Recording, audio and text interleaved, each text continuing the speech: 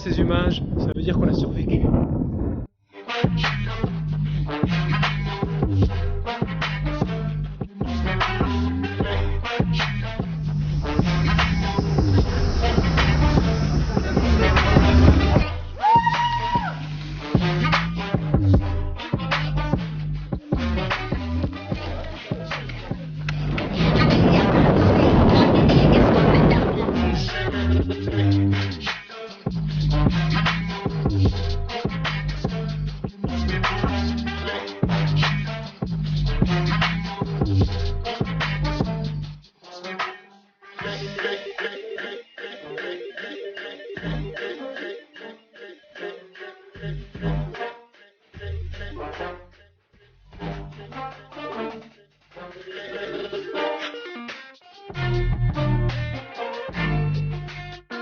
J'ai hâte d'arriver au sommet.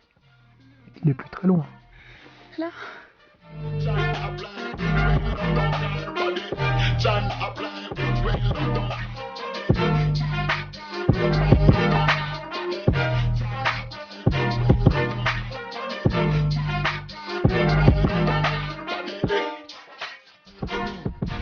Ça y est, nous voici au sommet. Le Turunku, à 6008 mètres d'altitude. À 30 minutes du sommet. Voici presque le lever du soleil.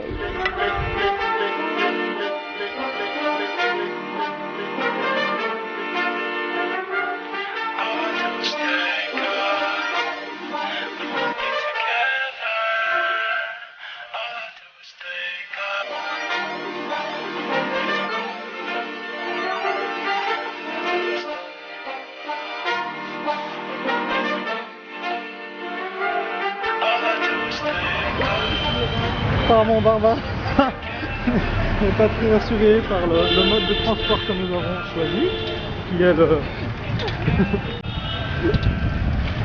rickshaw.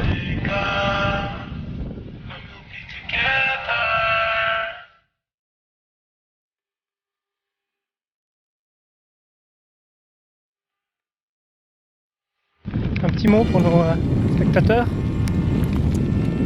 Paysage magnifique, mais moyen de locomotion à revoir. Ça va, moi je trouve.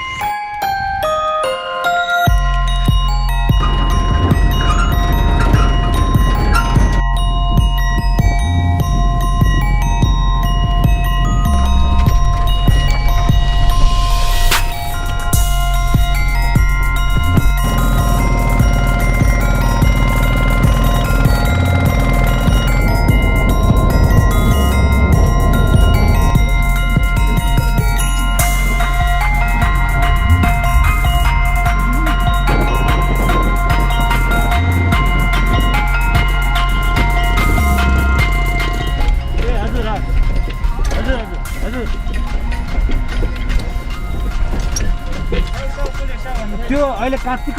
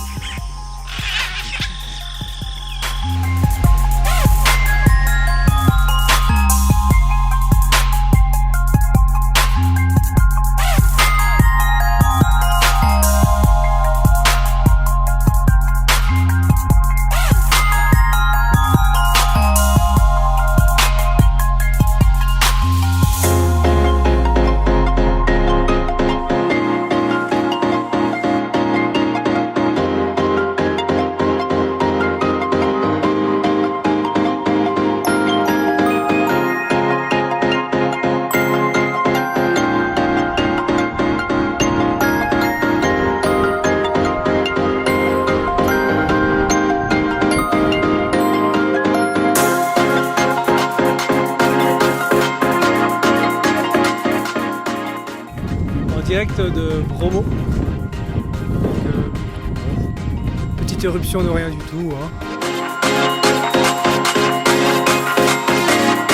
Après des mois de recherches infructueuses, nous pouvons enfin dire que nous avons trouvé la plage parfaite.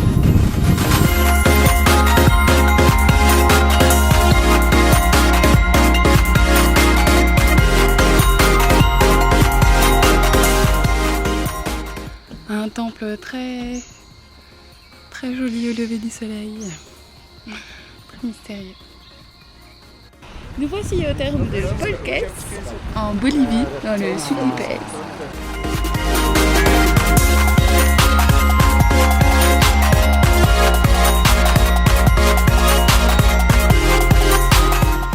Todo está bien. Allez, danse Barbara, vas-y.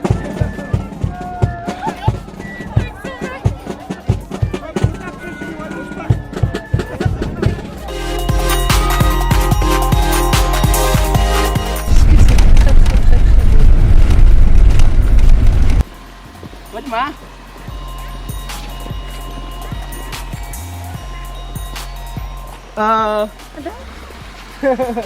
Ya ปิดไม่ปลูกลีเลยมอบไปแล้วหบไปแล้ว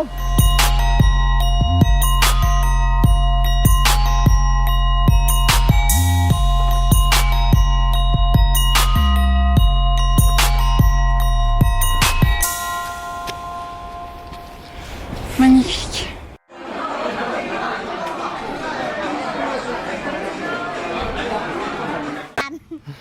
Barbara boleh Nathan sini itu apa semua.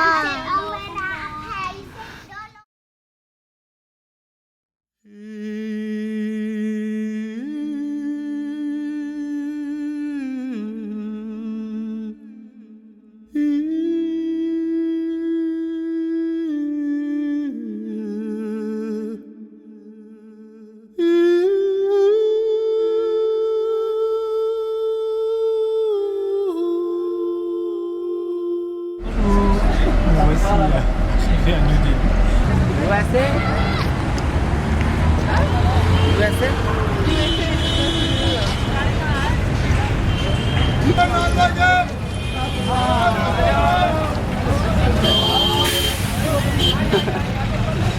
Et c'est comme ça, sans arrêt, sans arrêt, sans arrêt.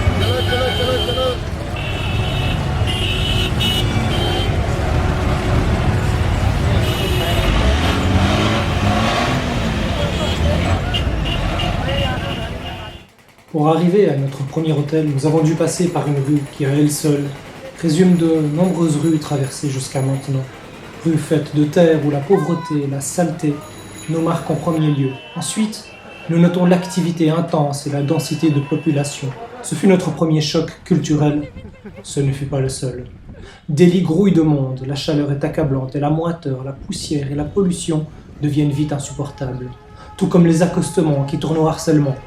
Nous arrivons tant bien que mal à l'hôtel où nous décidons de nous reposer avant de repartir à l'attaque de cette ville immense. Le premier contact avec la ville fut difficile.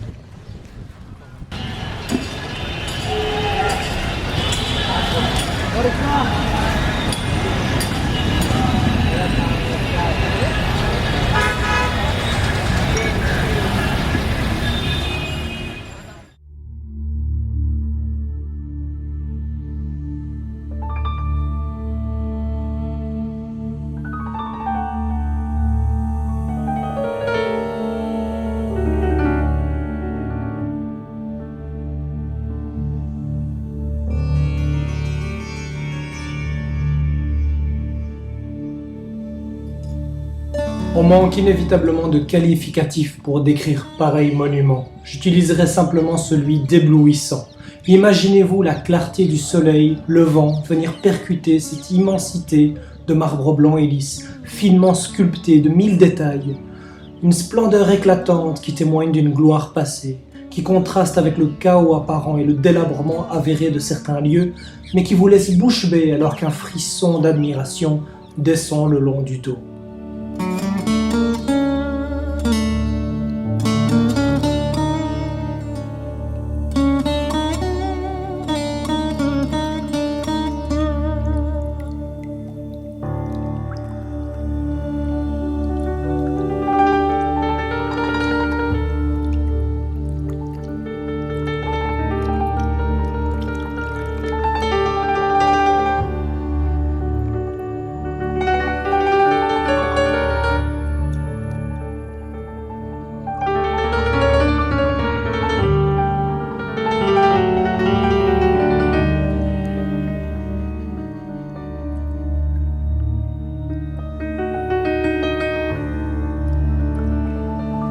La mosquée d'Arga est impressionnante et se distingue par deux choses en particulier. La grande porte, Buland Darwaza de 54 mètres de haut, et la magnifique tombe en marbre blanc de Sheikh Salim Chisti.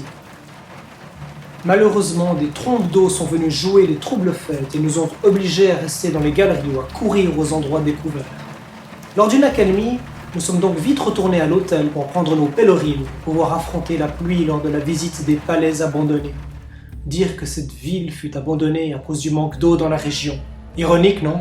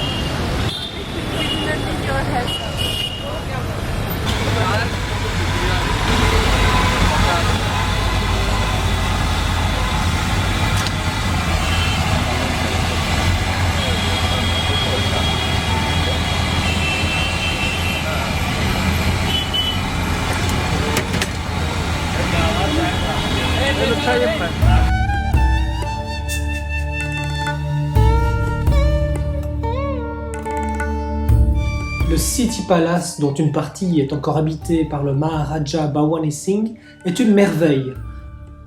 L'architecture moghole et rajpoute de l'ensemble et l'élégance des gravures et sculptures sont d'une somptueuse délicatesse. Les pièces exposées dans le musée témoignent toutes d'une époque glorieuse et faste. Garde-robe composée de soie et de brocart, garde d'épée ou de poignard taillés dans la pierre semi-précieuse, salle d'audience privée à faire tomber la mâchoire.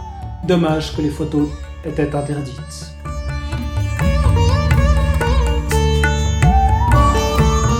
Situé sur un promontoire rocheux dans une zone en relief accidenté et entouré de murailles escaladant judicieusement les collines alentours, le fort d'Amber constitue une place forte incontestable et abrite le palais du commandant de l'armée d'Akbar, le plus grand empereur moghol, le Maharaja Man Singh.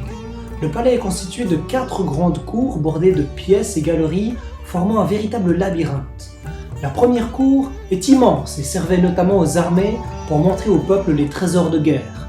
La porte du soleil mène à la deuxième cour, la halle des audiences publiques. Les appartements du Maharaja se trouvent dans la troisième cour. On y trouve aussi la halle de la victoire somptueusement décorée d'une myriade de miroirs.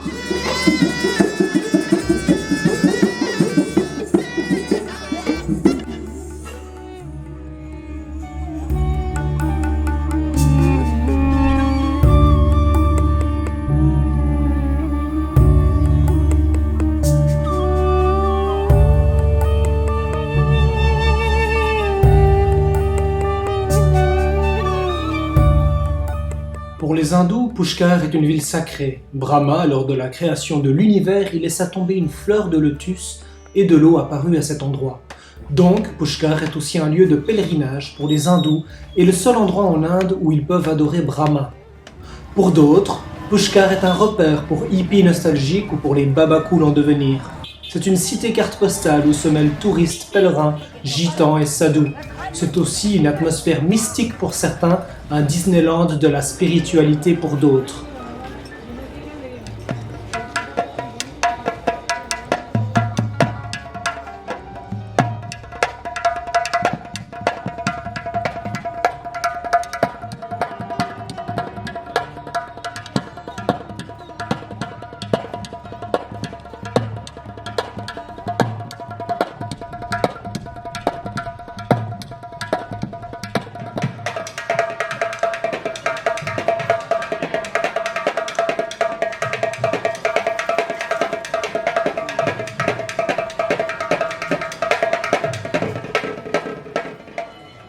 Pour nous, Pushkar faut surtout un havre de paix, une oasis de tranquillité et de facilité. Le temps s'écoule étonnamment vite vu la petitesse du lieu, mais il est bon de le laisser filer ici.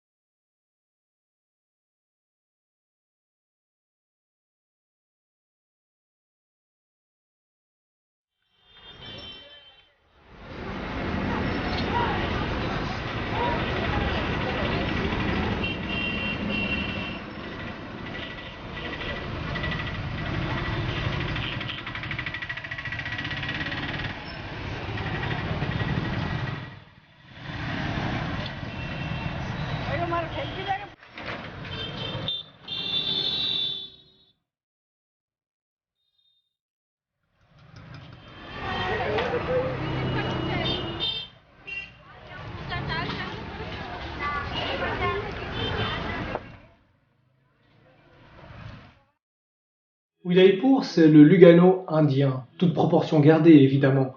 La visite du City Palace était intéressante et nous a permis de constater une fois de plus le goût des Maharajas pour le kitsch.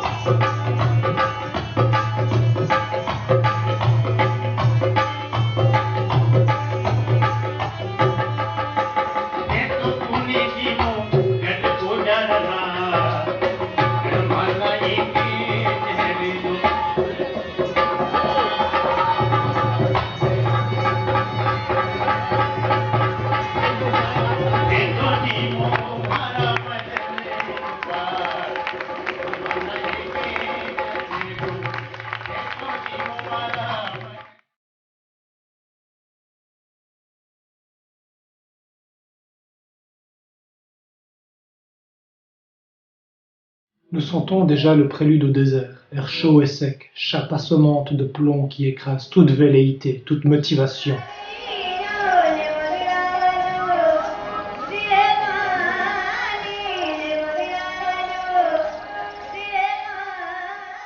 Que dire de la visite de Mehrangar? Les images parlent d'elles-mêmes. On retiendra les vertigineuses murailles, l'ingéniosité des systèmes défensifs, la finesse du palais, la vue sur la ville bleue ou encore la qualité du guide audio.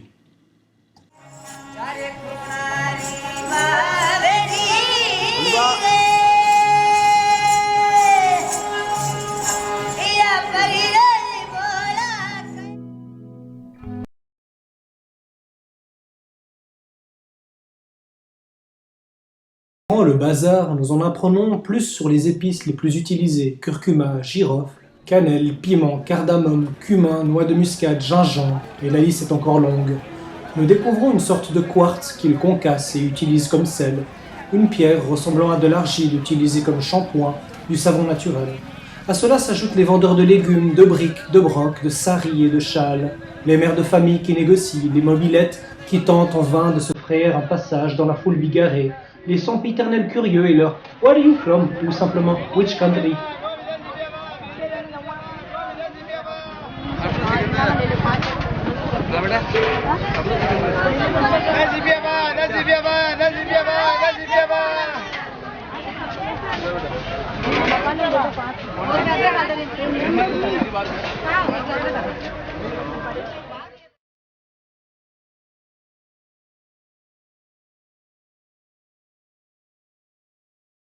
Jaswant Tada est un mausolée qui honore la mémoire du Maharaja Jaswant Singh II. Marbre blanc translucide, finement sculpté, la vue offerte sur la ville et le fort est magnifique. L'endroit est paisible et reposant.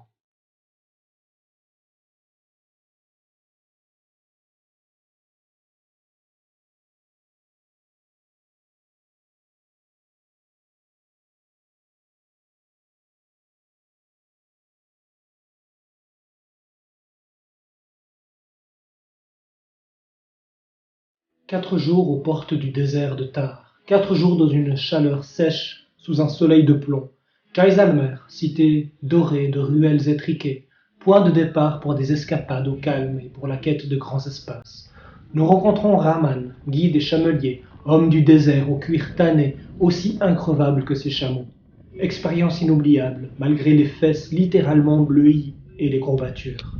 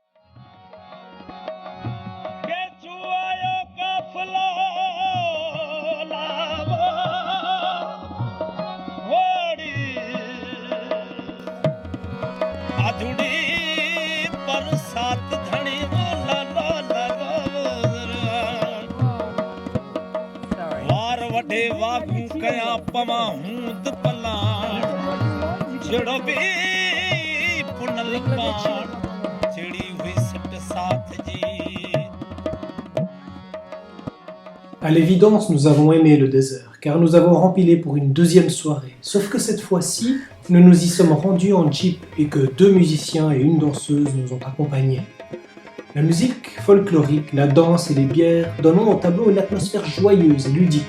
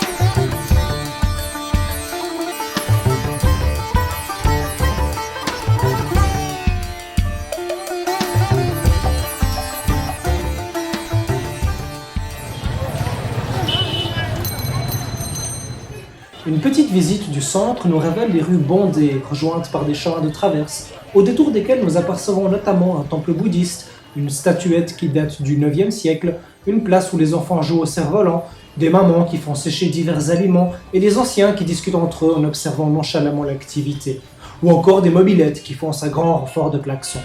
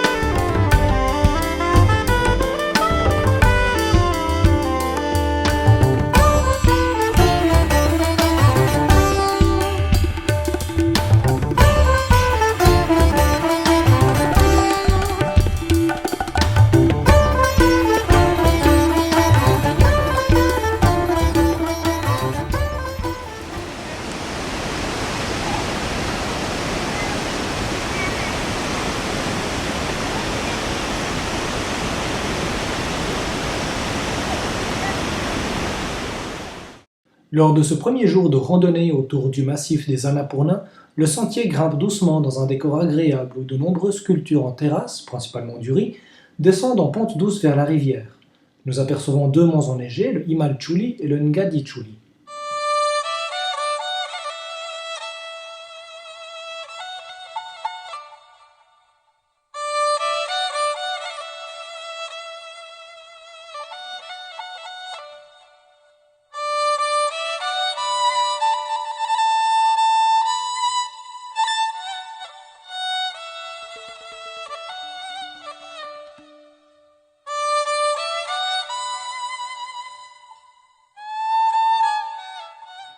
Changement de décor. La vallée, auparavant ouverte et luxuriante, s'encaisse et la rivière se fait plus rugissante, le sentier plus ardu. Il faut vraiment lever la tête pour apercevoir le ciel.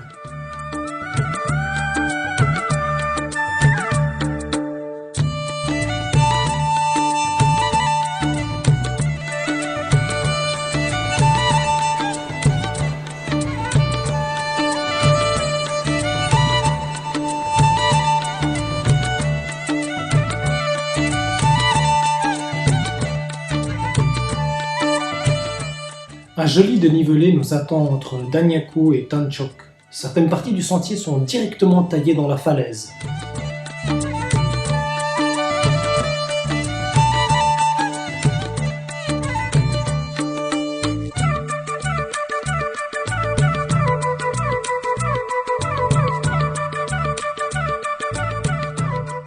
Au réveil, en tirant le rideau, nous apercevons l'Annapurna 2 qui culmine à 7939 mètres d'altitude avant qu'il ne joue à cache-cache avec la brume.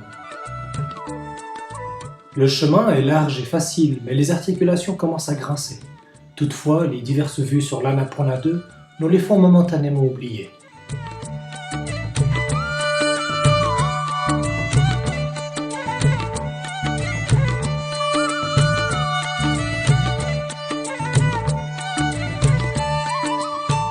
Le décor change encore alors qu'une impressionnante falaise se dresse sur notre droite, tandis que la vallée s'élargit.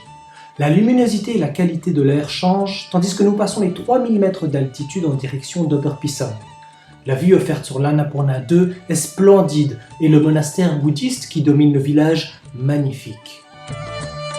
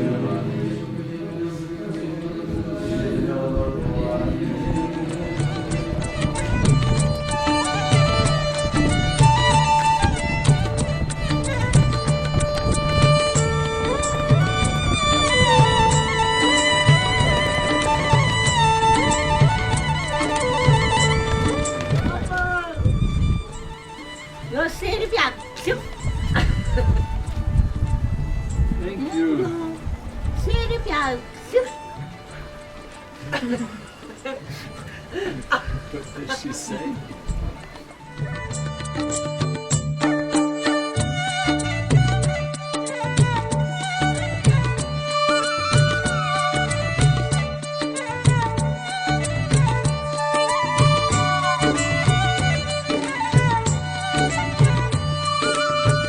Paysage grandiose depuis Gyaru où nous prenons le petit déjeuner avec vue sur l'Annapurna 2, l'Annapurna 4, l'Annapurna 3 et le Gangapurna.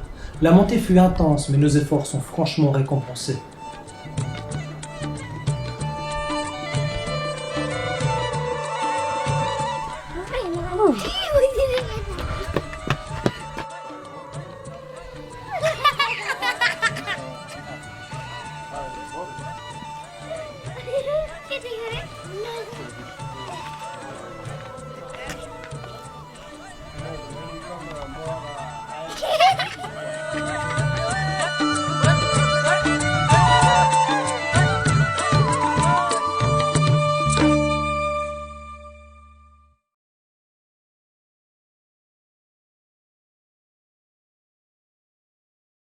Le décor change à nouveau et même les conifères se raréfient. Sur notre droite, des moraines érodées s'étalent sur des kilomètres. Sur notre gauche, 4 sommets au-dessus de 7000 mètres nous dominent de leur face nord, masse de roches, de neige et de glace.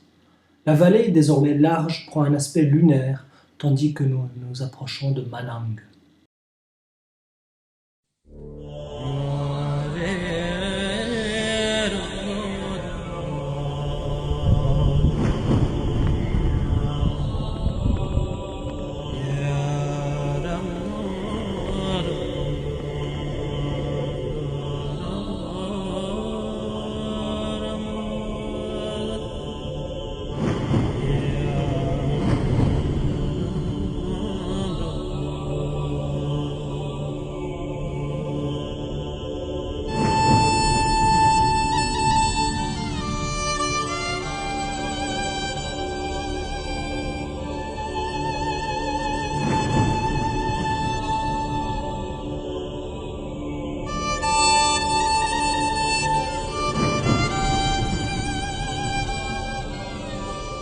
Le chemin quitte la vallée du Marsiangdi pour s'engager le long d'un affluent, le Jarsang Kola. Nous faisons maintenant cap vers le nord et le paysage a encore changé. La végétation se raréfie, les pierriers emplissent l'espace visuel. Plus d'animaux, plus de culture, juste de la pierre, des arbustes et des sommets blancs.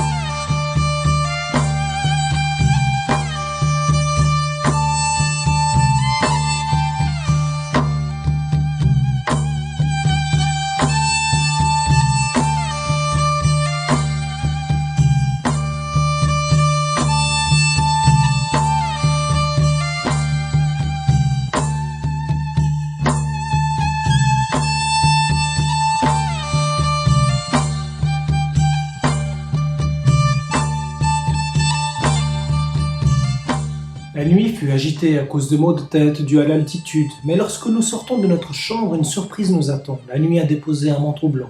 Au moins, l'expérience sera totale. L'altitude est un bel handicap. Notre corps en souffre. Le souffle se fait plus court. La marche en est ralentie. Nous arrivons finalement au col, après avoir pensé une dizaine de fois qu'il se cacherait derrière la prochaine colline. La joie nous submerge. Nous sommes contents d'y être arrivés. Un vent glacial nous invite à prendre refuge dans la petite tea house. C'est un peu réchauffé par notre thé que nous entamons la descente. Si la montée était périlleuse, la descente s'avérera infernale. 3 heures de concentration, de petits pas et de recherche d'équilibre pour éviter la gamelle.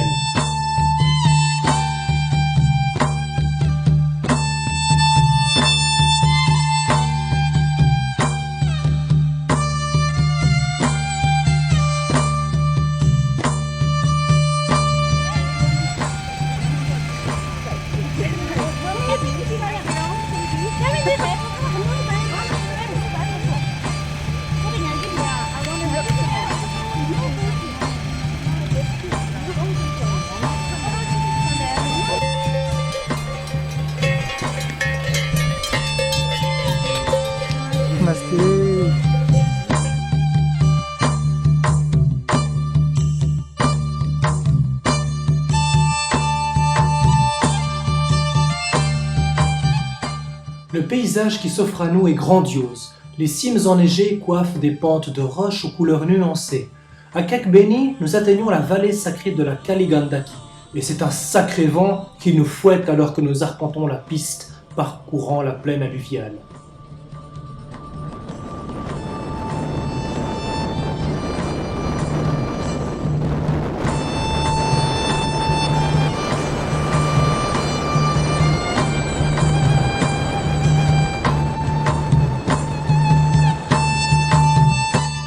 Ces derniers kilomètres qui nous séparent de Marfa font appel à tout notre courage et notre ténacité.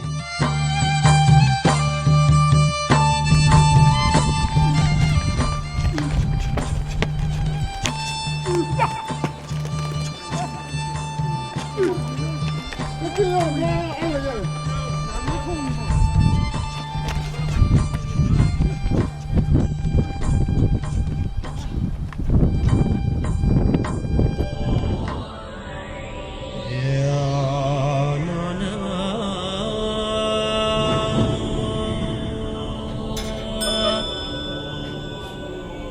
petit matin, nous parcourons les rues de Marfa et visitons le monastère bouddhiste, offrant une vue intéressante sur les toits du village où l'on découvre les habitants en pleine occupation.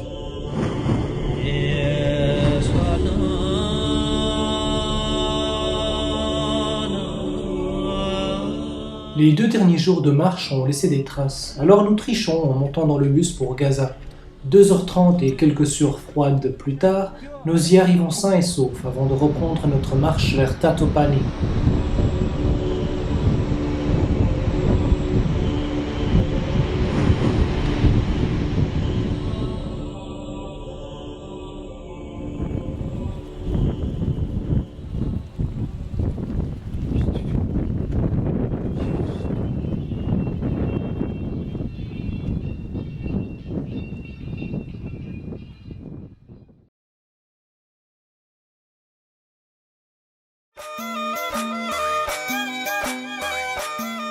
Peu après la sortie du village, nous sommes contents de quitter enfin la piste ennuyeuse et poussiéreuse pour nous engager sur un pont pas très engageant, puis sur un sentier escarpé, très escarpé et longtemps escarpé. Ça monte dur et longtemps. Alors nous prenons notre courage à 2 mains et à 2 jambes et nous enjambons les innombrables marches irrégulières qui vont nous mener 1600 mètres plus haut.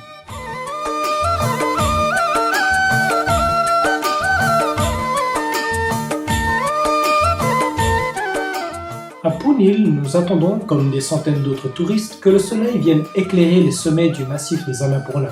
Des sommets que nous avons pu, pour certains, observer alors que nous étions au nord du massif. De gauche à droite, le Dholagiri, le Nilgiri, l'Annapurna 1, l'Annapurna Sud et le Machapushra.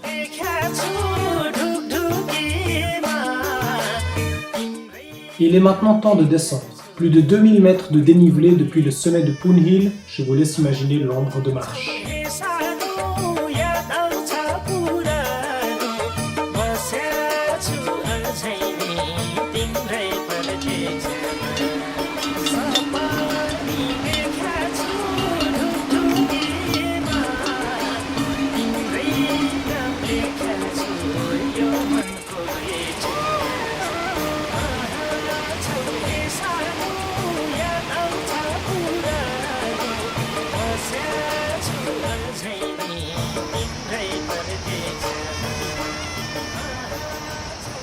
Nous sommes heureux d'avoir achevé ce qui pour nous équivaut à un exploit personnel. Un peu nostalgique aussi de revenir à la civilisation, ses bruits, ses moteurs, alors que nous laissons derrière le calme, les rencontres, les paysages.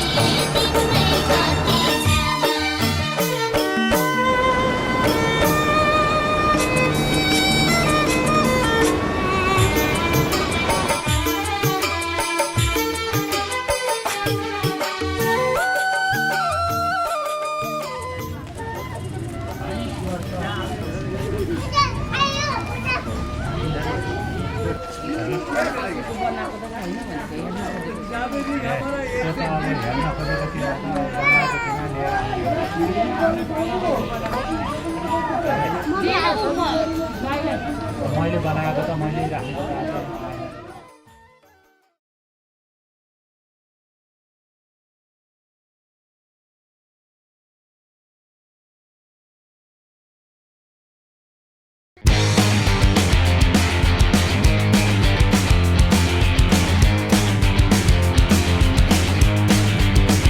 the door to AM yesterday.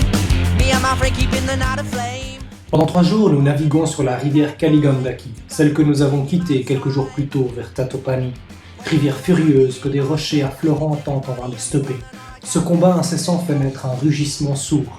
Une force incroyable se dégage de cet affrontement des éléments, de terre et d'eau. What doesn't kill ya? What doesn't hurt? Sometimes you feel you're up against the world. What doesn't kill ya? What doesn't break? This life, it seems, can bring you to your knees. You try, you bleed, then finally you breathe. She was the dream that kept me up at night. I couldn't face the world without her eyes. I never knew it till she disappeared. My life will be a bunch of souvenirs. For I know what it is, so hot she doubles up, she packs a bag and then she runs, and all I can do is watch her go. I've lost all I own.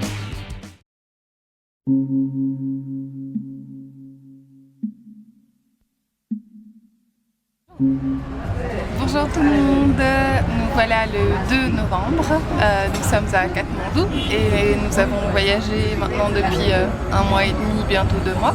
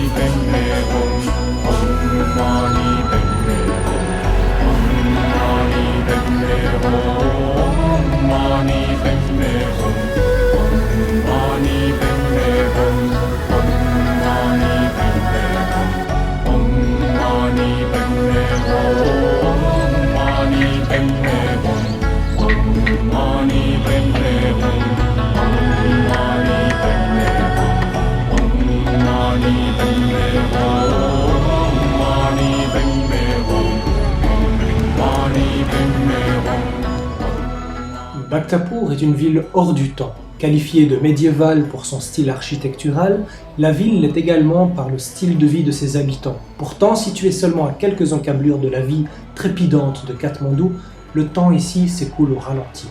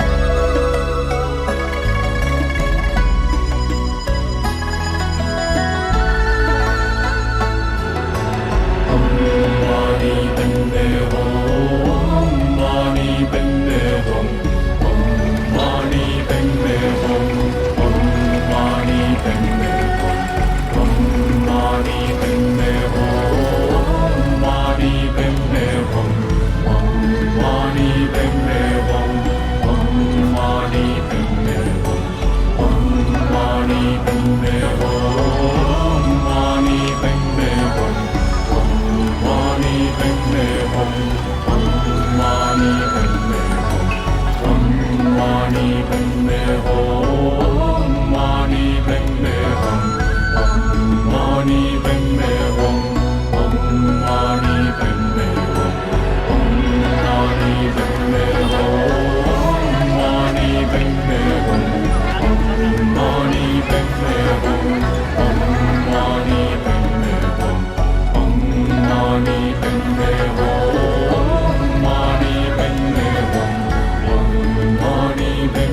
Hum.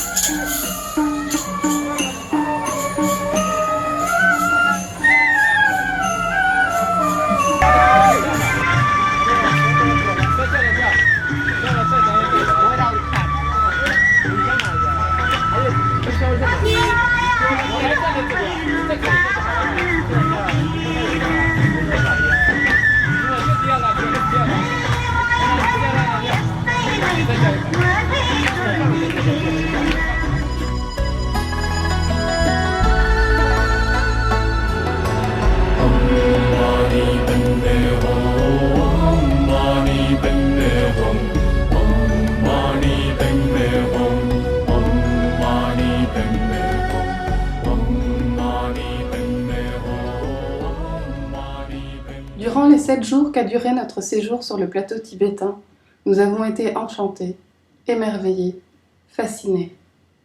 Fascinés par les paysages grandioses, faits de montagnes verdoyantes aux abords de la frontière népalaise, de collines érodées aux teintes variées, de sommets enneigés, de lacs aux reflets turquoises, de terres agricoles, de pâtures, de grandes plaines désertiques, lesquelles sont, paraît-il, vertes au printemps et en été, de glaciers.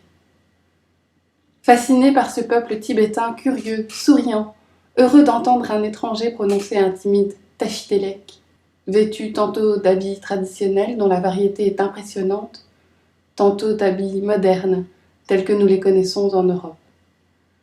Fasciné par ces visages ronds à la peau mate, dont les joues sont rougies par le soleil et le froid, entourés de cheveux foncés tressés, auxquels ont été mêlés des fils de couleur, et dans lesquels ont parfois été insérés çà et là des turquoises, des coraux. Fasciné par ces pèlerins parcourant, certains plusieurs fois par jour, les chemins bordés de moulins de prière entourant les monastères, les temples, les lieux sacrés, le potala, se prosternant devant le temple Jokang, faisant offrande d'argent, de céréales, parfois même de bracelets ou de colliers, déposant dans une écuelle où brûlent plusieurs mèches une cuillère de beurre de yak, lequel fait office de cire, faisant tourner un à un les moulins de prière et récitant en boucle des mantras tels que Om Mani Padme Hum. Fasciné par ces drapeaux de prière aux 5 couleurs, rencontrés près des rivières, des lacs, des sommets enneigés, des cols. Fasciné par ces temples et monastères ornés de peintures murales, de statues de toutes tailles, de dieux, de déesses, de rois, parés de tissus colorés, de tapisseries soyeuses. Fasciné par ces tombes abritant tantôt les cendres, tantôt la momie de l'un des 13 Dalaï Lama, richement décorée de feuilles d'or et de pierres semi-précieuses, offertes par ce sol tibétain, renfermant de nombreuses richesses et constituant l'une des raisons de la colonisation chinoise. Fasciné par le courage de ce peuple, qui tente de conserver et de perpétuer ses traditions et sa culture, et qui semble, depuis 60 ans, y parvenir, malgré la présence largement perceptible du peuple Han, qui a entrepris la modernisation du Tibet.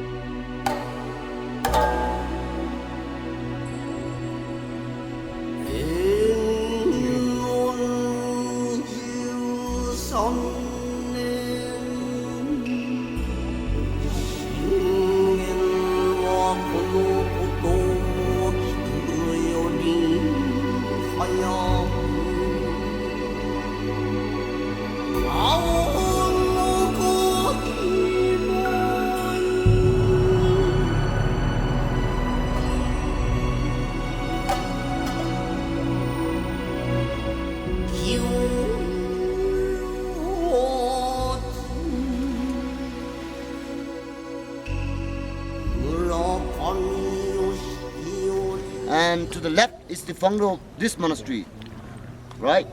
Depung Monastery in 1416.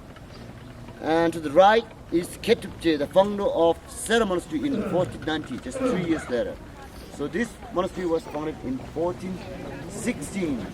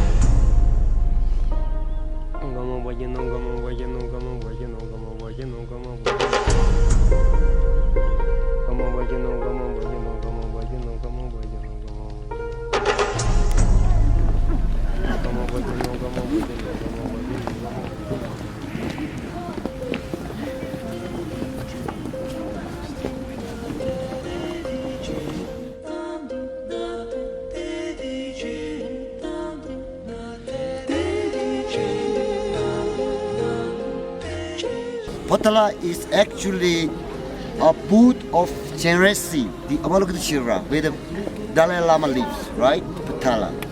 Anyhow, it was actually built in the 7th century by the kings, right? This is just a hill.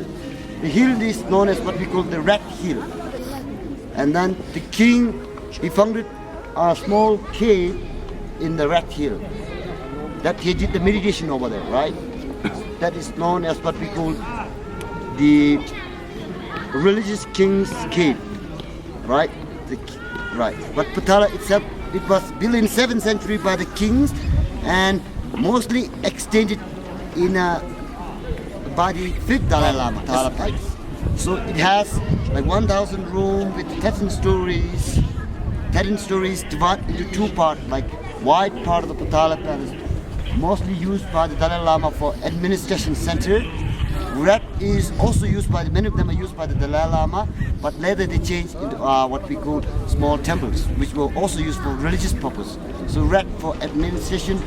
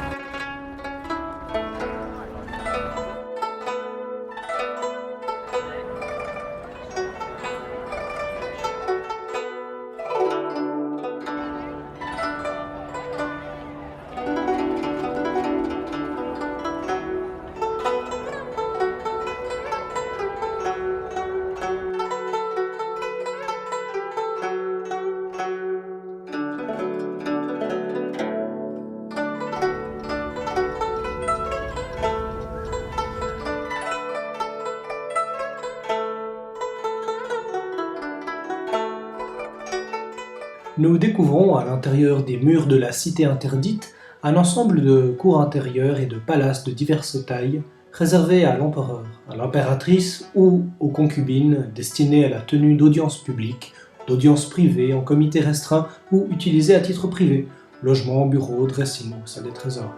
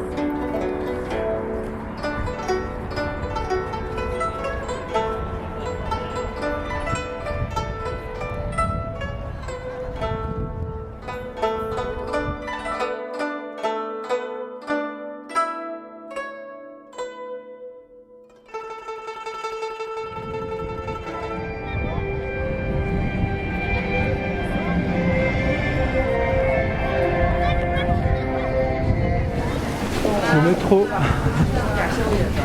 pékinois.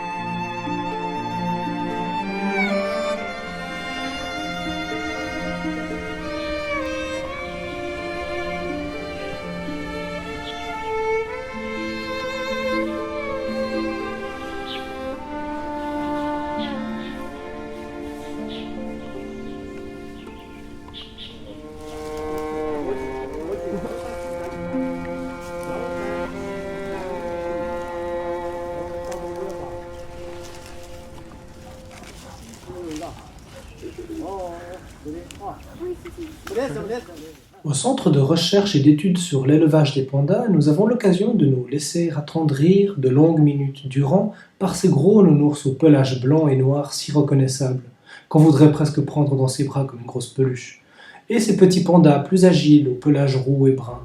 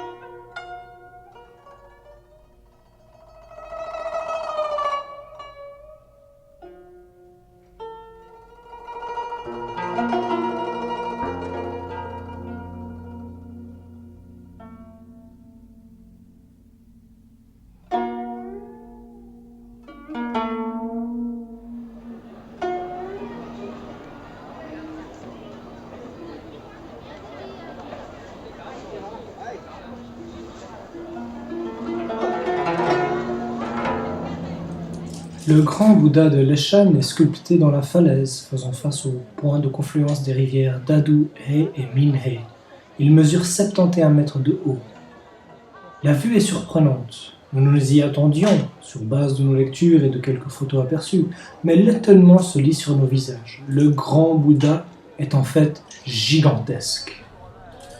Le projet de sculpter ce grand Bouddha en position assise, les mains posées sur les cuisses, a été conçu par un moine du nom de Haitong en l'an 713, espérant que le Bouddha puisse calmer la rivière et protéger les marins des courants. Sa sculpture fut achevée 90 ans après la mort du moine concepteur.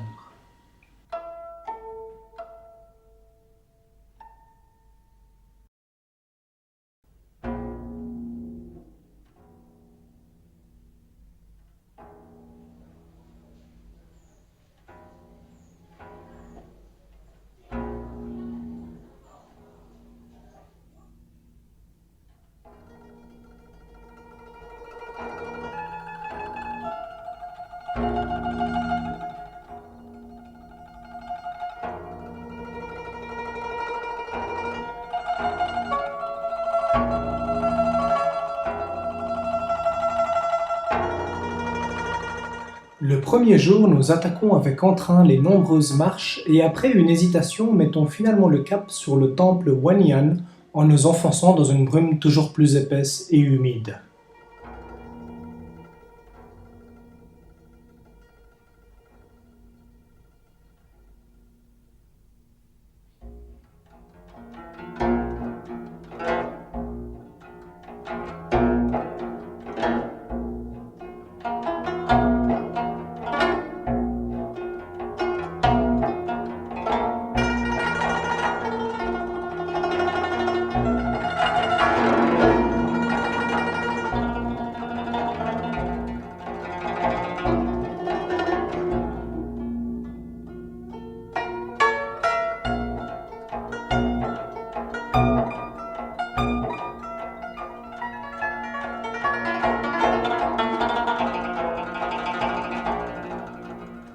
Au matin, le toit dégoûte, mais la brume s'est levée et nous offre une vue sur les cimes vertes au lointain.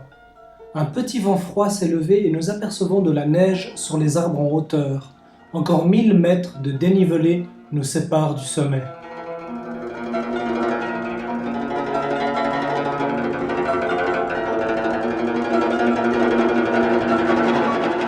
Entre deux nappes de brume émerge soudain un monument doré d'une trentaine de mètres de haut. Un bodhisattva à plusieurs têtes, soutenu par des éléphants à 6 défenses. Nous sommes surpris et enchantés par la taille et la splendeur du monument. Il abrite même un temple en son sein.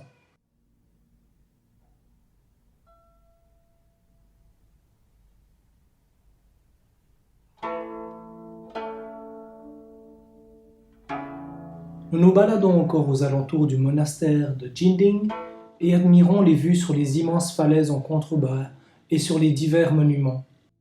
Nous ne nous attardons tout de même pas trop au sommet, tiraillés par le froid et la faim.